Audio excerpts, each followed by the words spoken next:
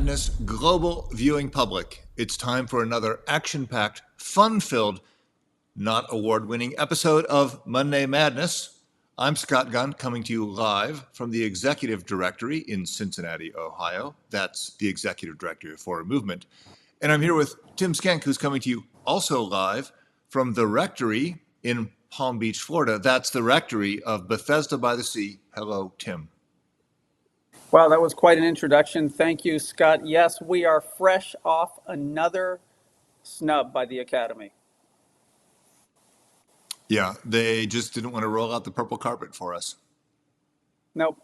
Once again, Monday Madness did not win an Oscar, and we're reeling, frankly. I know. It's so hard to have such excellent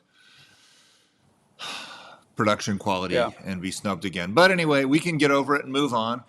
We can move on. But I also want to say that it's not just us; it's the whole production crew that got snubbed, and the director, and the script writers, and it's just so. Anyway, now we can move on. But I just wanted to say that. Yeah, and the film editors too. Yeah. Mm-hmm. Yeah. So we're in the thick of the round of the 32. I guess that's going to be going on for what, 3 or 4 more weeks? Well, that's funny that you mentioned that. That is the round of 32, which has been great, of course, is coming to a close. There are only a couple more days to go. And then on Thursday, the long-anticipated Saintly 16 begins. And Augustine will be facing Joanna the Myrrh-bearer. So that is coming up. Now, the Saintly 16, slightly different than the round of 32, which is just the basic biographical information.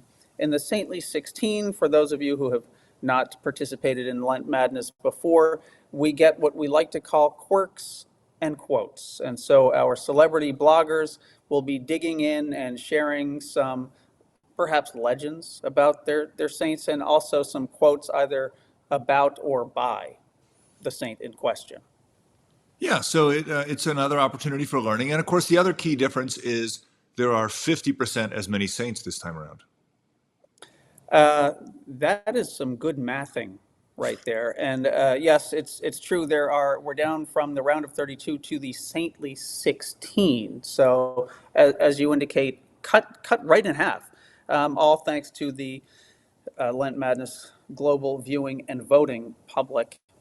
And there is, I know a number of you filled out brackets in advance, and some of you intended to fill out a bracket in advance and neglected to, but fear not, because there is a chance for you to fill out a bracket specifically for the Saintly 16, and you can go to the Play a Bracket tab, which is on the bracket tab at what's that website?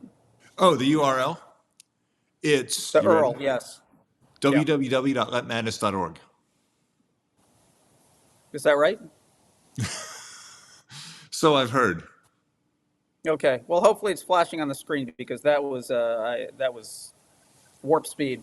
And so you can go there and you can fill out your Saintly 16 bracket. Of the 16 remaining saints, you can fill out a bracket who you think will go on to win this whole thing.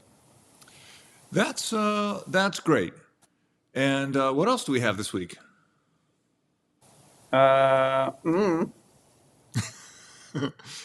want to compliment the Lent Madness global viewing and voting public. Things have been going pretty smoothly this year, and so we hope that continues. And Tim, it might be useful here to remind everyone, as things heat up, how many votes does each participant in Lent Madness get? That would be one. Yes. And what happens, Tim, if somebody votes, like, let's say, 15 times? Yes, you will be cast into the outer darkness of Lent Madness, where there will be weeping and gnashing of teeth. Yes, that's exactly right. So just vote once only. Don't vote a Yeah, lot because we do watch these things and you won't be able to vote anymore. However, yeah, let's say you have a saint you're super excited about that saint and you really want them to do well. You can only vote once, but right. you can, let's say, send a mass email out to your entire department. You can put flyers all over your neighborhood. Yeah, yeah. And so there are a lot of options. And just in historic precedent, we know at least one bishop has actually, I think, can think of a couple of bishops who have sent Mhm. out pastoral letters to their dioceses exhorting people to vote. That's an option if you happen to be a bishop. Yeah. And at least one person sent a controversial memo to, I believe it was the Department of Com- Commerce. Was that it? Labor. I don't, Oh, it was Labor. it Yeah, was some. that's right. It was the Yeah. Department of Labor. There was a memo that went out to the Department of Labor encouraging colleagues to vote for Lent Madness, and that generated controversy. Yes, it did. But so absolutely, and find creative ways to encourage friends, neighbors. Go, I mean, go door to door if you want, and encourage people to vote. But again, one vote per person, please.